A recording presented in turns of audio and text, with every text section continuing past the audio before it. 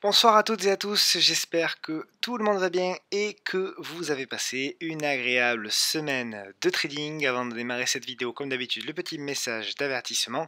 Le contenu de cette vidéo n'est en aucun cas une offre de conseil en investissement ni une incitation quelconque à acheter ou vendre des instruments financiers. Vous le savez comme d'habitude et comme toujours, ces vidéos ont un unique but pédagogique. Alors, avant de démarrer un petit peu le programme et l'analyse des indices et des valeurs. Donc je voulais vous signaler qu'il n'y aura pas de vidéo hebdo le week-end prochain. En revanche, elle est remplacée par un live que nous allons faire sur le groupe du podcast, le groupe Facebook du podcast de la bourse. Alors pour ceux qui ne connaissent pas, bon, je pense que la majorité des gens connaissent, mais on a un groupe Facebook depuis plusieurs années et donc on fait des lives sur le groupe. Alors, donc mercredi 3 novembre, vous pouvez bien sûr venir, hein, c'est totalement gratuit, il n'y a pas besoin de s'inscrire ni quoi que ce soit. Vous venez mercredi 3 novembre à 20h sur le groupe Facebook, donc le groupe Facebook Le Podcast de la Bourse, et puis dans le chat, vous pourrez demander l'analyse de vos titres, que ce soit sur des valeurs européennes ou américaines. Donc je suis accompagné de mon ami Laurent, qui est un spécialiste, pour ceux qui ne le connaissent pas, Laurent, c'est un spécialiste fondamental, et surtout axé sur la tech US. Donc si vous avez des titres sur la tech US, vous voulez l'avis de Laurent, ça peut être éventuellement un truc sympa à faire. Voilà. Donc n'hésitez pas, mercredi 3 novembre à 20h sur le groupe Facebook. Allez, on attaque le programme. Alors bien évidemment, si vous aimez ces vidéos, etc. et tout ce qu'on propose, n'hésitez pas bien sûr à liker la vidéo. Le programme d'aujourd'hui, le CAC Small comme d'habitude, Worldline, ASM International, Eramé, Just Eat, Technip Energy, Alphen, Intrasense, Ruby, Eurasio, Axel Group, Facebook, Wait Holding, Intel et Shopify. Voilà, allez, c'est parti. Donc, on va démarrer par notre ami le CAC 40, qui poursuit. Alors, il y a des hésitations, hein. On l'a bien senti cette semaine quand même, hein. C'est pas allé d'une seule ligne droite, il y a de la volatilité. Pour récapituler, toujours pareil, on est dans cette tendance haussière, dans ce canal haussier. On est sur la partie centrale du canal haussier. On avait ce mouvement correctif qui a été cassé par le haut. On a, techniquement, c'est toujours assez propre, hein. On a fait un petit pullback sur la zone des 6630, on va dire. Et puis, on repart à la hausse. On se permet même aujourd'hui de valider la cassure ici des 6800 points, en gros. Donc, c'est plutôt positif. Alors, évidemment, je sais, il y a des messages qui m'ont été envoyés, des gens me disent, tu vois pas l'épaule, tête-épaule sur le CAC. Oui, effectivement, il y a potentielle épaule, tête et une seconde épaule qui pourrait éventuellement se dessiner, mais enfin on n'en est pas là du tout. Pour le moment, il faut suivre la tendance, c'est haussier. Alors oui, effectivement, c'est un petit peu l'illusion des indices, parce que lorsqu'on fait l'analyse valeur par valeur, on se rend bien compte que chaque semaine, il y a des valeurs qui dérouillent. Cette semaine, c'est Worldline qui a dérouillé, on va en parler un petit peu plus. Donc c'est vrai que bon, parfois on a du mal à comprendre pourquoi les indices montent régulièrement et que des fois, ça a été mon cas cette semaine, on a une semaine un peu moyenne. Alors moi cette semaine elle était très moyenne, j'ai eu l'impression de prendre tous les gaps baissiers de la semaine, j'étais sur Fugro, j'étais sur Signify, j'étais sur Eurytech, bref, donc forcément ça a été une semaine un petit peu difficile pour ma part, mais malgré tout la tendance elle reste sur un fond haussier, hein, donc achat sur repli, toujours pareil, etc. etc. Mais bien entendu, on sait tous que les marchés sont chers, qu'on est haut, etc. Donc il faut voilà, être prudent dans nos investissements, aller sur des titres liquides, faire attention surtout aux news qui arrivent, hein, aux résultats, etc. Parce qu'on se rend bien compte que quand même les résultats sont majoritairement vendus. Donc soyez prudents à ce niveau-là, mais voilà, on est quand même acheteur sur le marché, rien n'a changé à ce niveau-là. Le CAC Small. Alors, pour nos petites small, qu'est-ce qui s'est passé cette semaine? Eh bien, bon, on est dans la congestion, d'accord? Donc, toujours pareil, hein, on est sur sur ce canal, on est en train de congestionner, il peut y avoir un petit peu de zigzag éventuellement la semaine prochaine, mais bon, c'est ce qui s'est passé d'ailleurs cette semaine, hein. On a une congestion qui se met en place, et c'est la cassure par le haut, par le bas, qui va faire la différence. Tant qu'on est sous cette oblique-là, cette oblique baissière, il n'y a pas de signal de relance à plus moyen terme. Là, on est en train de préparer le mouvement suivant, tout simplement. Allez, on passe à l'analyse des titres avec, justement, on en parlait tout à l'heure, Worldline. Alors, Worldline, il y a eu des annonces de résultats pas top. Et là, effectivement, donc on revient pour moi sur une première zone vraiment moyen terme importante. Alors moi j'ai tenté une position hein, ce soir, j'ai tenté une position sur Worldline, mais vraiment c'est un couteau qui tombe. Hein. C'est vraiment un couteau qui tombe. J'ai tenté une position à l'achat, on finit sur les plus bas. Franchement c'est vraiment, voilà, c'est pour tenter quelque chose. J'hésiterai pas à couper dès lundi matin si ça prend pas. Pour le moment, il y a strictement aucun signal d'achat.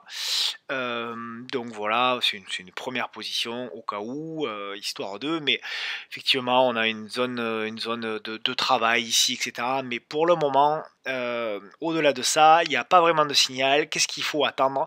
Il faut attendre le premier rebond. Alors si on est swing, il faut attendre le premier rebond et puis la congestion pendant quelques temps. Et effectivement, toujours pareil, c'est cette cassure de congestion qui pourra éventuellement vous donner le signal d'achat pour, rentrer sur du moyen long terme, hein, voilà. Mais pour le moment, effectivement, c'est un couteau qui tombe. On a quand même perdu. La correction est sévère. Hein. C'est ce que je disais tout à l'heure. Hein. Worldline fait partie du CAC 40, donc on pourrait croire que Worldline a profité de la hausse du CAC 40, et puis on s'aperçoit que non, que Worldline a perdu 41% depuis le 27 juillet. Donc c'est chaud. Donc c'est pour ça qu'il y a quand même beaucoup de valeurs qui prennent cher hein, en fait, sur le marché. Par contre, on a des belles valeurs avec ASM International. Donc ASM International, nouveau plus haut hier, nouveau plus haut en clôture hier, encore un nouveau plus haut aujourd'hui. Bon, ben voilà. Alors là, on va commencer à rentrer sur des zones un petit peu plus difficiles. Hein. Donc on a un magnifique canal, c'est propre. Hein. Magnifique canal, résistance oblique, cassé, et puis accélération derrière. Bon, là, effectivement. Je pense qu'on va commencer à arriver sur des niveaux un petit peu plus difficiles. Alors on peut très bien le casser et partir aux 500 € en ligne droite, hein, bien sûr, mais pour prendre une position, je pense que c'est plus le moment maintenant, sauf en intraday, etc., comme d'habitude, mais sinon je pense que c'est compliqué. Donc attendre un repli. Alors un repli, il y a peut-être une zone ici, éventuellement, qui pourrait... hop, éventuellement, alors il y a une première zone ici sur les 380, mais bon, plutôt ici, plutôt sur les 360 éventuellement. Mais bon, c'est toujours difficile une fois que le mouvement a été engendré. Là, on a 20% hein, qui sont partis, donc c'est toujours difficile de prendre position maintenant au niveau de ASM. Donc on va attendre patiemment un repli, une construction. Eramé, alors là par contre Eramé c'est une action qui est en repli hein, pour le coup. Alors on en avait parlé justement il y a 2 semaines et souvenez-vous donc on était par là et je vous disais alors attention c'est plus le moment de rentrer sur Eramé même si ça peut continuer derrière on risque d'avoir une consolidation. Il y a eu une poursuite du mouvement et il y a eu la consolidation au prorata donc évidemment hein, ceux qui ont payé les plus hauts ben, ils se retrouvent à moins 20 donc c'est cher mais là par contre voilà on commence vous voyez il y a eu comment dirais-je, la baisse avec de la volatilité. Et là, on fait une bougie, on fait 2 petites mèches basses, on fait une bougie bleue, enfin une bougie verte, et on arrive sur des premières zones où il commence à y avoir du soutien. Donc, effectivement, alors j'ai une première zone ici, dans les 70 €, et puis une deuxième zone qui sera un petit peu plus intéressante pour moi, au niveau des 65 et la MM200 en soutien, etc., etc. Donc voilà au niveau de RAME. C'est pour ça que tout le temps, quand il y a beaucoup dans les titres, lorsque je fais le post, le jeudi généralement pour vous proposer d'inscrire les titres que vous analysez. Beaucoup de titres qui ressortent ce sont des titres qui ont déjà explosé en fait. Donc c'est très difficile, ce que je dis tout le temps, faites attention de ne pas rentrer sur des titres en mode FOMO qui ont déjà explosé, etc. Parce que sinon, on peut s'attendre, même sur un très beau titre comme Eramé, hein, parce que Eramé, je rappelle quand même, hein, on a une super belle tendance, même sur un très beau titre comme Eramé, on peut très bien avoir donc une correction de 18%. Donc il faut attendre toujours le mouvement correctif et essayer de trouver un point d'entrée dans le mouvement correctif. Donc voilà les zones au niveau de Eramé. Ensuite, Just Eat. Alors Just Eat, je ne l'ai pas regardé. Ah bon, on est revenu sur une zone intéressante. Ouais. On revient sur une zone intéressante. Alors c'est baissier, hein, Eramé. C'est baissier, on voit bien. Hein, là, c'est très clair. Les plus hauts sont de plus en plus bas. Les plus bas sont de plus en plus bas également. D'accord. D'ailleurs, je pense qu'on devrait avoir une sorte de canal. Alors, je vais le tracer un petit peu à l'arrache, vous m'excuserez, mais voilà, on pourrait avoir cette espèce de canal descendant. Donc, pour le moment, zéro signal. En effet, on revient sur une zone de travail, mais je n'ai aucun signal. Ma MM10, elle est au-dessus. Pas vraiment de signal non plus. Donc voilà, en tout cas, il y a pas grand chose, non, il y a pas grand chose. Honnêtement, il y a pas de résistance oblique à tracer. Il y a pas de. Alors là, on vient de casser un nouveau plus bas, donc il risque d'y avoir comment dirais-je, une réaction. Hein. Là, vous voyez, on avait cassé le plus bas ici, derrière on a une réaction. Là, on a cassé le plus bas ici, il y a une réaction. Là, on a cassé le plus bas ici, il y a une réaction. Là, il est probable également qu'on ait une réaction. Mais pour l'heure, pour moi, il n'y a rien à faire. Alors peut-être on peut tracer une hypothétique résistance oblique ici et se dire que bon ben voilà, tant qu'on n'a pas cassé cette résistance oblique là, il n'y a pas grand chose à faire. Donc j'attendrai encore, hein, pour moi c'est encore trop tôt, il y a trop de volatilité encore. J'attendrai encore un petit peu plus de construction au niveau de Just Eat. Par contre, effectivement, c'est un joli titre. Hein. C'est un joli titre qui reste quand même sur un fond haussier, mais là on a une espèce de. On en avait parlé il y a quelques mois, je crois, sur une vidéo. On a une espèce de rounding top, pardon, pas bottom, top, rounding top. Voilà, une espèce d'arrondi comme ça, et donc cette figure est assez puissante sur des unités de temps longues comme le daily ou l'hebdomadaire. Technique d'énergie. Alors, technique d'énergie, voilà. Alors, c'est pas mal. C'est pas mal du tout, technique énergie. J'avais identifié moi cette zone-là. Donc, il y a eu une réaction. On a la MM10 qui va arriver, qui va tomber. Alors vous voyez encore, hein, là on a encore un superbe exemple de la MM10. J'en parlais encore cet après-midi.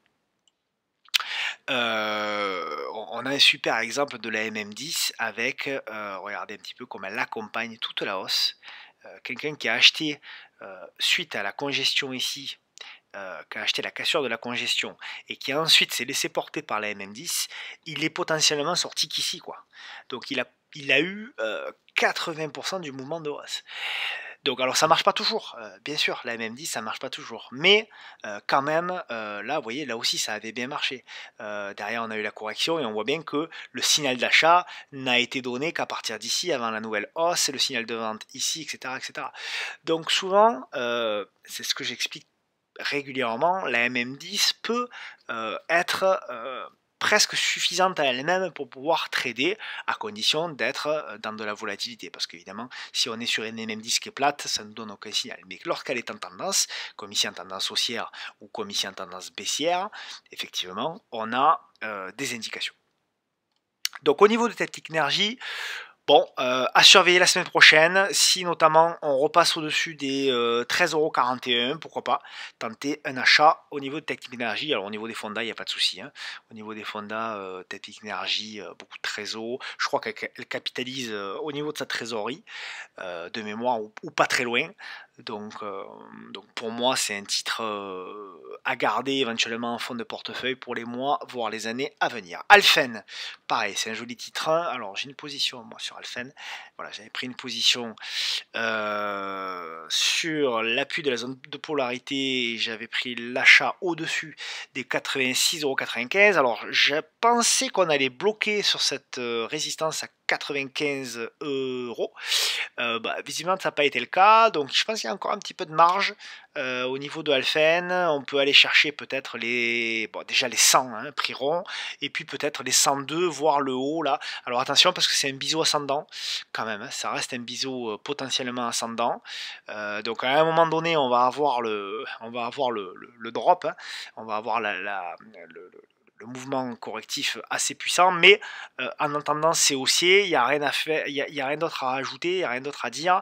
Pareil, hein, regardez encore la M10, je l'avais pas regardé, mais des cassures de la M10, pullback dessus au point près, et puis derrière on repart. Donc magnifique au niveau d'Alphen, superbe. La M10 a fait tout son boulot, magnifique. Intrasens, alors Intrasens, ça fait un beau moment que je l'ai pas vu celle-ci. Pas grand chose. Pas grand chose. Alors là, c'est baissier pour le coup. C'est baissier. Là, on avait effectivement une espèce de canal ou un biseau qui a été cassé. Derrière, il y a eu la congestion, mais ça a trop rien fait. Et on repart à la baisse. Ouais,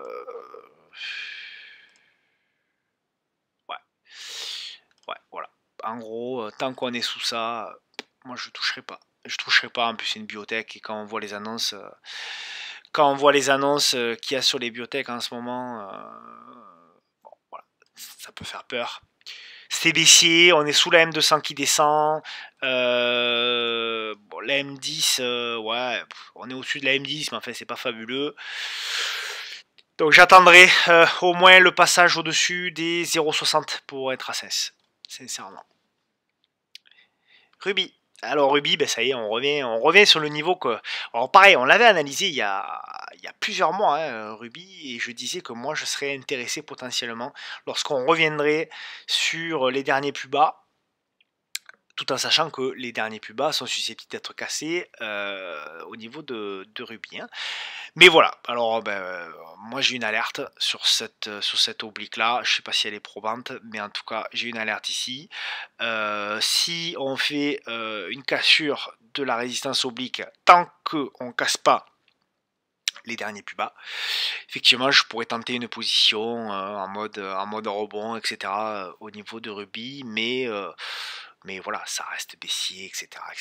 Il faut quand même faire attention sur ce genre de titre. Alors oui, c'est pas cher, etc. Mais bon, j'incite quand même à la prudence, une petite position, pourquoi pas sur rebond avec stop. Maintenant pas au-delà. Euraseo, alors voilà, moi j'ai un plan en cours, c'est pas mal. Alors c'est une belle valeur, hein, tendance haussière pour le coup, etc. Donc j'ai deux possibilités, soit effectivement ce canal, le marché me l'accepte, et donc il tient, et effectivement on repasse au-dessus, pour moi le niveau pivot il est là, hein, des 82,20 €, et à ce moment-là on peut acheter. Soit effectivement on va chercher plus bas, et c'est possible, hein, on va chercher plus bas, et notamment cette zone là, voilà, cette zone là qui peut être intéressante avec la MM200, etc. Donc soit on a besoin sur Euraseo d'une consolidation un petit peu plus profonde, et là on cherchera de la chasse sur repli dans cette zone là, soit Euraseo a de la force, il y a de la force acheteuse, et les semaines qui viennent, les séances qui viennent plutôt, sont portées par les indices, et on cassera les 82,20 €, et à ce moment-là on pourra tenter une position avec stop, éventuellement en clôture sous les 80. Voilà, moi je le jouerai comme ça au niveau de Euraseo. Axel, superbe titre aussi, hein, magnifique titre Axel. Alors je l'attends un petit peu plus bas, ou en tout cas j'attends un petit peu plus de force. Alors est-ce qu'il y a un support oblique là? Je crois qu'il est plus bon, hein. Ouais, il est plus bon. Donc je suis intéressé par ce niveau là, qui est un ancien plus haut ici à 32 €. Est-ce qu'on va y aller? Je sais pas. En tout cas pour le moment c'est baissier. On a une espèce de biseau descendant. Je pense qu'on peut le casser par le bas et faire une espèce de sell-off pour aller chercher cette zone là. cette zone-là aux alentours des 30, 32, 33 euros. Et là, pour le coup, ouais, ça serait une zone de convergence entre voilà, ce fameux dernier plus haut, hop là, ce fameux dernier plus haut, le support oblique ici. Donc voilà, à voir. A contrario, si on casse l'oblique, qui est ici, vous voyez, l'oblique descendante, on pourra aussi, pourquoi pas, tenter une position. En tout cas, c'est une valeur que je surveille. On passe aux États-Unis. Facebook. Allez, Facebook. Alors Facebook, résultat décevant, mais il y a eu quelques news qui portent un petit peu le cours. Alors pour le moment, on a un biseau descendant. Je l'avais tracé, je sais plus trop à quoi il ressemble, c'était un truc comme ça, bon, peut-être pas parfait, mais on a un biseau descendant. Il peut y avoir encore un aller-retour vers le bas, hein. Je serais pas surpris qu'il y ait un aller-retour sur les 300 $ encore, hein, sincèrement. Voilà, donc s'il y a un repli encore sur les 300 $, pourquoi pas, sur signal, et à contrario, en cas de passage au-dessus des 330 et de la cassure de la résistance oblique, voilà comment je le jouerai au niveau de Facebook. Mais la config c'est pas mal, c'est un titre aussi, il n'y a pas besoin de faire de...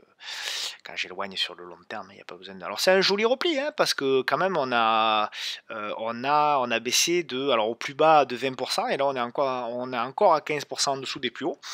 Donc c'est un joli repli, hein, au niveau de Facebook, c'est le genre de choses qu'il faut surveiller pour pouvoir rentrer une position sur du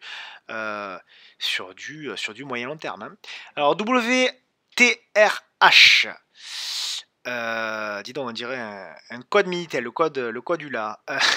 Donc, WRTH, alors celui-ci, il est intéressant, puisqu'on avait un biseau descendant qui a été cassé par le haut avec un gap haussier. Et là, on bloque. On bloque sur, comme d'habitude, hein, la moyenne mobile à 200 jours. Alors, il y a une zone de pivot aussi. Il y a une zone de pivot aussi qui est ici. Voilà, qui bloque. Donc, zone de pivot MM200, ça pardonne pas. Qu'est-ce qu'on pourrait attendre? Alors, éventuellement, un repli. Et j'ai cette zone là. Ouais, c'est pas mal, hein. J'ai cette zone qui est pas trop mal, cette zone ici qui est pas trop mal, ou alors vraiment si ça dérape un peu, cette zone ici, donc les 1 euro, les 1 dollar pardon, 68 ou les 1,44 $. Voilà, après c'est spéculatif, hein, bien entendu. Moi c'est un peu trop nerveux pour moi en swing, pour mon petit cœur. Mais bon, c'est pas mal, hein, il y a un petit signal de retournement. Il faudrait voir en fait ce qui serait idéal, vraiment idéal, hein, sur ce genre de titre-là, c'est qu'on continue une espèce de congestion comme ça, voilà. Qu'on continue une espèce de congestion comme ça, pour le jouer en swing, hein, je parlais bien sûr, hein, et qu'on casse cette congestion. Voilà. Là, ça serait vraiment intéressant pour le jouer sur du moyen long terme. Donc à surveiller quand même, hein, à surveiller quand même. Intel. Oh, ça fait longtemps que je l'ai pas vu celle-ci. Intel. Un range, je vois un range. Voilà, en gros, hein. Voilà. Je vois un range assez clair sur Intel. Je vais vous le tracer grossièrement, vous m'en excuserez. Voilà, je vois un range comme ceci. Donc pour moi, opportunité à l'instant T0. En plus on a fait un gap. Il y a dû avoir une annonce, une mauvaise nouvelle. Par contre, opportunité d'achat potentielle, si on descend un petit peu plus bas, ça ferait un repli supplémentaire de 10%. Donc pourquoi pas cette zone des 42 jusqu'à 45 peut être effectivement une zone d'achat. Il y a un gap ici qui n'a pas été comblé à 41 si vraiment on a un excès baissier sur Intel, mais voilà. Alors après, attention, hein, ça peut être intéressant parce que si on vient à jouer le rebond là dans la zone des 41, 42, 43, on peut viser, il y a un gap ici à aller chercher, hein, potentiellement, donc rien que le gap il est à 40%, rien que la MM200 elle est à 30, et le haut du range il est à 55, donc il y a quand même, puis en plus c'est hyper liquide, etc. Donc pourquoi pas le bas du range au niveau de Intel. Ouais, la M10 elle donne zéro indication. Pourquoi pas le bas du range au niveau de Intel pour jouer effectivement le retour sur la MM200 ou éventuellement sur le haut du range. Et puis on va finir par Shopify. Alors Shopify, quand c'est pour Laurent, Laurent me l'a demandé. Alors je me souvenais qu'on l'avait analysé. C'est marrant, j'ai retrouvé, c'était la vidéo du 6 août. Voilà, hein, donc j'avais fait l'analyse. Alors preuve que je touche pas mes graphes justement hein, pour voir mes erreurs aussi. Regardez un petit peu ce qu'on avait tracé. Donc on était là. Et effectivement, c'est marrant parce que j'avais laissé l'oblique un petit peu tracé par hasard. Hein, et puis on se rend compte que finalement, cette oblique baissière, elle a fait parfaitement son imaginaire, hein, qui était imaginaire le 6 août, il y a déjà quelques mois. Et bien finalement, on s'aperçoit que effectivement, elle a fait résistance. Et effectivement, on est revenu chercher ça du coup, je peux l'enlever. On est venu chercher le bas de ce canal. Par 2 fois. D'ailleurs, il y avait même la liste de l'époque. Donc voilà, alors au niveau de Shopify, c'est pas mal. Moi, je suis plutôt positif. Alors le problème, c'est que en termes de... Ouais, du coup, je vais effacer. Hein. Je vais faire un petit peu de ménage. En termes de ratio gain-risque, c'est un petit peu difficile parce qu'il y a de la volatilité. Toutefois, je pense qu'on pourrait tenter un achat au-dessus des 1506 $ pour aller pourquoi pas chercher, alors je chercherai en objectif le dernier plus haut ici, et pourquoi pas si on est en mode investissement tout ça, un plus haut de canal ici. Et alors le stop d'invalidation, alors il est loin, c'est le problème. Alors soit on le joue vraiment moyen long terme, et à ce moment là le stop d'invalidation pour moi il est sous la MM200, d'accord, donc il serait potentiellement ici. Donc là, effectivement, sur le premier TP, on n'a pas un bon ratio. Ou alors, on le joue swing et on se dit que le plus bas, ici, à 1400 $, grosso modo, sous les 1400 $, ce serait un niveau d'invalidation. Voilà. Donc voilà, on a terminé. On a terminé pour cette semaine. Je voulais vous montrer une dernière fois si ça veut bien marcher. Donc ça ne veut pas marcher, c'est pas grave. Je voulais vous montrer une dernière fois le rendez-vous pour...